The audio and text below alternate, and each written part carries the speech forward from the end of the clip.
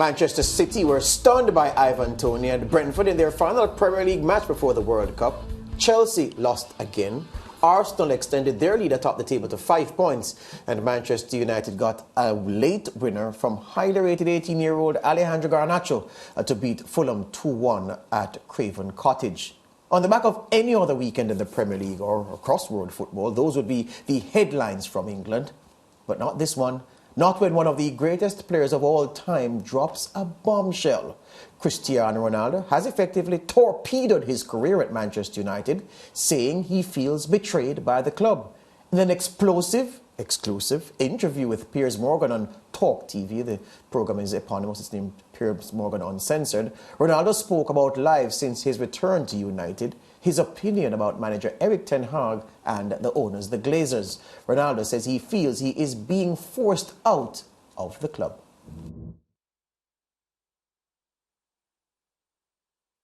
Not only the coach, but the other 2 or 3 guys there around the club. At the senior executive level? Yes, that I felt betrayed. And you think they're trying to get rid of you? Honestly, I shouldn't say that, I don't know, but listen, I don't care, I'm always, people should listen to the truth. Yes, I feel betrayed, and I felt that some people that don't want me here, not only this year, but last year too. I don't know what's going on, but since the Sir Alex Ferguson left, I saw not evolution in the club. The progress was zero. For example, we have an interesting point that how the club, as Manchester United, after suck Ole, they bring sport directive Ralph Rangnick, which is something that nobody understands. This guy is not even a coach. A bigger club like Manchester United bring sport directive, surprised not only me but all the world. You know, nothing changed. Surprisingly, not only the pool, the jacuzzi, even the gym, even some points, the technology, the kitchen, the chefs, which is I appreciate, lovely persons. They stop in a time which is it surprised me a lot. I thought I will see different things, as I mentioned before, technology, infrastructure. But unfortunately, we see many things that I'm used to see when I was 20, 21, 23. So surprised me a lot. It's understood Manchester United only got wind of the interview after Sunday's win away to Fulham in East London. The club released this statement earlier on Monday. It said, Manchester United notes the media coverage regarding an interview by Cristiano Ronaldo. The club will consider its response after the full facts have been established. Our focus remains on preparing for the second half of the season and continuing the momentum, belief and togetherness being built among the players, manager, staff and fans. Returning to an international football correspondent, Simon Evans, for some perspective on this issue. Simon, welcome to the program. Hi, George. Right, I want to quickly just define something for the benefit of the viewers, and then we get into the questioning. Ronaldo, the theme of the clips that we've seen so far, betrayal seems to be one of the themes. And one of the meanings of, well, I can do 3 meanings of betrayal. One, to lead astray. The second one, to deliver to an enemy by treachery. And the other one, to fail or desert, especially in time of need. I know very well, and you know very well what betrayal means, but I'm reading it just to make sure that according to the text, we get it right. So to fail or desert, especially in time of need. The other thing to look at, Simon, is this, which will form the basis of my first question to you. Gross misconduct is defined as an act which is so serious that it justifies dismissal without notice or pay in lieu of notice for a first offense. They must be acts that destroy the relationship of trust and confidence between employer and employee, making the working relationship impossible to continue. With those things, my good friend, would you assess what we have seen from the hour-and-a-half long interview, which we've only seen snippets of? Does this look like gross misconduct to you on Ronaldo's part? Well, I think Manchester United's lawyers will be looking at that because there's a big contract there, and if they think that they could get rid of him without having to pay him the remainder of his contract because he was something like gross misconduct, I'm sure that's something that they would evaluate. Whether they go down that path, having determined that or not, is another question. But I think there's no doubt at all that Ronaldo's comments are clearly an attempt to get out of Manchester United. And we'll see what happens with that, because it also has to be said this is something that's been sat on for quite a while, I think, because Ronaldo was hinting in the summer, you'll hear my side of the story. I'll tell you everything at the right time. So I think this interview had been set up quite a while ago, and Ronaldo has been holding back on these feelings and decided that now, just on the eve of the World Cup, is the moment for him to come out and make these claims. There are many people who've looked at what has been said in the public domain between Ronaldo and Erik ten Hag, and they're trying to go back through that to see whether there's any kernel of truth to Ronaldo's claim that ten Hag does not show him respect. Now, at various points in this relationship so far between Ronaldo and ten Hag has been presented with the opportunity to humiliate a player, but of course it's not any old player, talking about one of the greatest of all time, without doubt. So ten Hag has said some things, none of which appears to be injurious to Ronaldo or damaging to Ronaldo's reputation. And after Ronaldo threw the almighty strop, Simon, of leaving the stadium before the Spurs game was finished, and he sat out the Chelsea game, he came back and played 4 consecutive games. In fact, the first game after his suspension for the Chelsea game, where he was stood down, he was made captain. Do ten Hag's actions, in your view, since he came in through the doors at Old Trafford, amount publicly, because we don't know what happens privately, did what ten Hag do publicly amount to a lack of respect for Cristiano Ronaldo?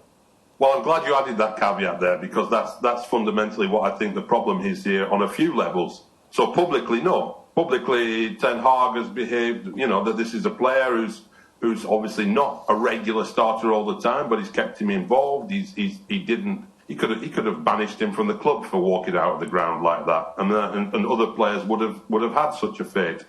What we don't know is what goes on the training ground every day, what kind of conversations there are, how frosty that relationship is. And it's not difficult to see sometimes from the body language that there maybe is something frosty there. But when Ronaldo talks about the disrespect for him, I think you have to put that in the context of a guy who knows he's the world's best, believes he's one of the greatest of all time, and deserves to be treated as such. It's not a normal level of respect he's asking for. And I think that's important to remember. But I think Ten Hag, found himself in a difficult position in the summer, not of his own making, that he's had to try and deal with. And I don't think this makes it any easier for him at all. But I think the problem Ronaldo has, if he has any interest at all in what public opinion around Manchester is that United fans are quite strongly behind Ten Hag at the moment. They believe he's at least pushing them towards some signs of progress. So I don't think that's a battle he's going to win, but I think he probably suggests he wants out of the door anyway. The great Welsh poet, Simon, you're a man of letters. You know Dylan Thomas, I'm sure you know his work. He wrote famously years ago about rage against the dying of the light. You speak of Ronaldo's brilliance and his greatness, which are unquestioned and undoubted. But I think Bayern Munich put a very good statement together when they were talked about as a possible destination for Ronaldo. They said he is a fantastic player with a fantastic past. Isn't the reason we are discussing this issue here, isn't the reason for Ronaldo's behavior due to the fact that those powers that have served him so well over time are on the wane and have waned, and because he's not front and center of the footballing project, that is a large part of the reason for him throwing a funk and being as disruptive as he is now? It could well be part of it. I mean, footballers do find it difficult to handle that, especially when they get to the level of profile that he's at. On the other hand, I can understand some of his frustrations. I mean, the comments he makes about the club and coming back to them after all that time away with Real Madrid and Juventus and finding that nothing had progressed in terms of the technology, the training facilities, etc., etc. I think those are quite damning words for Manchester United. I think there's two things really here in this. The one is the whole Ronaldo personality. He wants to leave, his ego and all the rest of it, the sense of betrayal, whether it's justified or not. But on the other hand, he's making some very clear comments about Manchester United, saying, you appointed a guy who wasn't up to the job in Ralf Rangnick. I don't think many people would dispute that after what happened last season. You haven't progressed since Ferguson's there. You've stood still. You're, in other words, implying you're a long way behind people like Real Madrid and Juventus and probably Manchester City and other clubs as well. And these are serious things that Manchester United need to address. And the other serious part of it is when he talks about how the club, he felt that they didn't believe him when he said he needed time with his family because of illness for his daughter over the summer.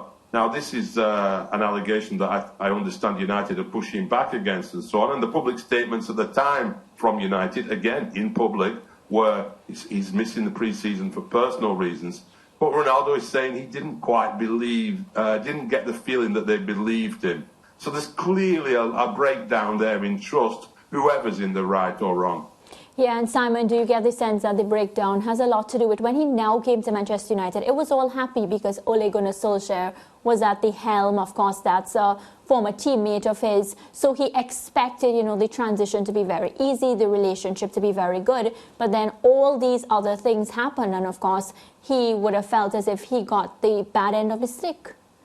Yeah, I think when he went, I was at Old Trafford on the day against Newcastle United when he returned, and there was an electric atmosphere. The United fans were absolutely over the moon. The whole city was buzzing. In the pubs afterwards, people were singing his name and so on. There was a tremendous excitement. That's exactly what he wanted when he came back. Whether it's exactly what Solskjaer needed for his team or not is something we could debate another time. Probably it wasn't. But no doubt he felt well with Solskjaer. He was an old teammate, knew how to handle him and all the rest of it. Then it comes Rangnick, Ten Hag, the changing in personnel. So there's a lot gone wrong there. Life's got in the way of what was supposed to be a fairy tale. Hear you on that. Simon, thank you for your time. All the best to you. All right, all the best. All right, good. Lance.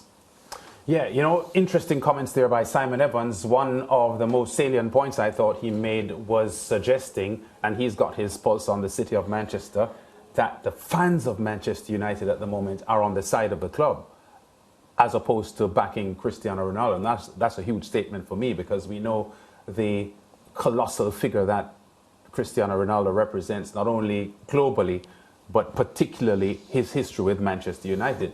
So it's significant, if the fans are in fact sympathetic to the club's position at the moment. And we await the club's response because they've been very careful. They have said they will talk to their lawyers before they make a response, and they want to get all the facts on the table before they say anything. But all that has been said so far on the show, I agree with, and I agree with what George said at the top about Ronaldo making a clear statement that he wants out, and the route that he has taken is a surefire way to get out. The issue is how seamless this will be, and contractually, what will this mean? But it's sad for me that Cristiano Ronaldo finds himself in this kind of a conflict with a club that had done so much for the propelling of his career when he was younger.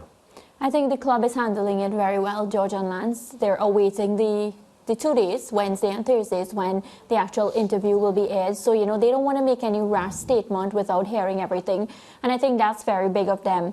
And Lance, I agree with you on the point with the United fans, because if you notice, none of the responses, or at least most of them, are in the favor of the club. Many of the fans are over Cristiano Ronaldo. Many of them feel as if, the moment he came to the club has been very divided. There have been a lot of issues we're talking about.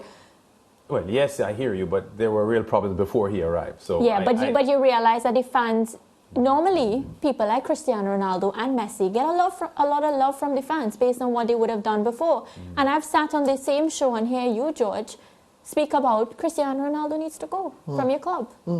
Thing is this, Simon was right to put the issues, to try to split them apart, because what Ronaldo said about facilities. Yes. I mean, it's no secret. It's not a revelation as such. Although what Simon said, and is correct in saying, coming from him complaining about the way the facilities are antiquated almost relative to other European clubs. But he knew that before he joined. And that's what people were saying. You knew that this was the case. But again, it's with the same antiquated facilities that the team has won 14 of its last 21 games and finally looks like a team that is coming together. Look, for me, the big thing is that this man, an all-time great, for the first time in his career, he is a spare part.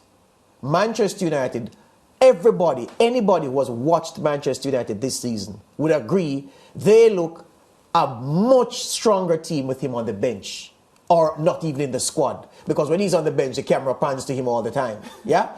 They're better with him off the field. The results are better with him off the field. And he is not necessary to the team. So he finds himself with this huge reputation.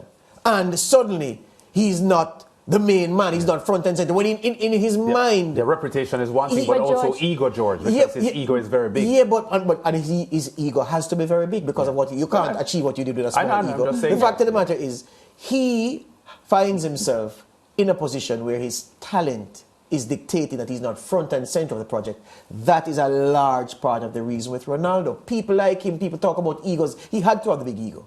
He has to be high-strung because that's what makes him successful. But his ego is bigger than most elite stars in world sports. Look at Messi, for example. No. Hold on. Let me challenge you. You Don't get let me that challenge you. Hold him. on. How many elite footballers are on Ronaldo's level? One. Messi. No, I say sports stars, not necessarily football alone. Well, I'm leaving it at football because I can make the comparison easier there, because it's hard for me to compare Ronaldo to LeBron. And we're not sparring over anything. I'm just saying that people talk about the ego, and you have to have the ego to succeed like this. I agree with that, but not many people can play backup after being a star. Right, so I'm saying that because he finds himself in that position, that's a big problem he has. Look, the man has made it clear by his behavior. He doesn't want to be at the club anymore. I want to hear the details of the interview and I want to hear the club's side after I see the interview, because he says that he feels betrayed. He betrayed the club. In July, he said, I want to leave. And he has never said subsequent to that, people have published stories about me wanting to leave. It's a lie. I've never said that. He has never said that story is a lie. So you tell me, on the eve of pre-season, when the club is making plans for you to travel to Australia and Thailand as part of the pre-season tour, you come out, your publicist comes out and says, Cristiano wants to leave. Then everybody is running with the story. Cristiano wants to leave. You say nothing. Your agent flies to Manchester to meet with the club to engineer your departure. And because nobody wants you because of the baggage that you bring at this stage of your career, because Ronaldo in his prime wouldn't have to look for clubs to ask him to join. Yeah? Ronaldo in his prime would have been taken, the very best would have fought over him like butcher's dogs fighting for meat. The fact of the matter is, a player in decline. He said he wanted to leave, turned the whole preseason topsy-turvy. Then he comes back late when he misses the preseason, comes back late. The manager plays him in the last game before the season starts, and he gets half of the game. What does he do? He leaves the stadium before the game is finished. The manager speaks to him and says, listen, you can't do that. We can't accept behavior like that. And I have to treat you fairly. He says, fine. Right? Settles back in. Games where he's substituted, where he's not scoring, that doesn't look like scoring. He hissy fit. He doesn't even acknowledge the player coming onto the pitch. And he's upset on the bench. Yeah, he's on the bench and he's going through the whole things. Then, at Spurs, our best performance of the season, you leave the pitch and you leave the ground before the game is finished. Knowing that you will be the subject. Then Fulham, our 18-year-old academy product, comes off the bench and scores the match win in a Premier League game, announcing himself to the world. The little boy who put himself in trouble with Messi at Argentina, his international teammate, by saying Ronaldo is his favorite player. Yeah? He scores the winner. Rather than us basking and having a segment today talking about Garnacho and United's long history of producing real top-class talent out of their academy, you, by virtue of what you engineered with Piers Morgan, and brilliant Piers, very well done, you have taken all the limelight off of that. I said it here. I'm so happy I said it here so long ago, Mariah. Ronaldo is better off without Manchester United, and Manchester United are better off without Ronaldo. It is a split made in heaven. You've never heard that phrase before. You usually hear of a match made in heaven. Yeah. This is a divorce made in heaven. And this is also a good example of why, you know, players should step away when they're at their best. You know, we've spoken about that many times on the show, as opposed to wait till when people are literally running you off the pitch in this instance. It's sad because the fans, Ronaldo will not mind, because Ronaldo will look at his Instagram numbers and they'll still be higher than any other sports team or any other individual in the world, because that's where he's at. And he'll look at it and say, oh, people are still with me. No, the people who love you, the people who worshipped you, the people who sing your name are saying, why is CR7 doing his best to give our rivals ammunition to use against us? Why are you weakening the club? And that's what he's done by virtue of this display of selfishness and all about me. Sick for the last 2 games. I can't play the last 2. He heard he was going to be on the bench against Aston Villa. He went to the medical staff after that and said he was sick. He heard he wasn't in the squad for the Fulham game. He said, oh, I'm sick. Then he goes off Friday, records this interview on Friday, goes to the World Cup in Qatar, leaves the bomb behind him. That's not acceptable. We have to take a break, team. We'll take a break and come back.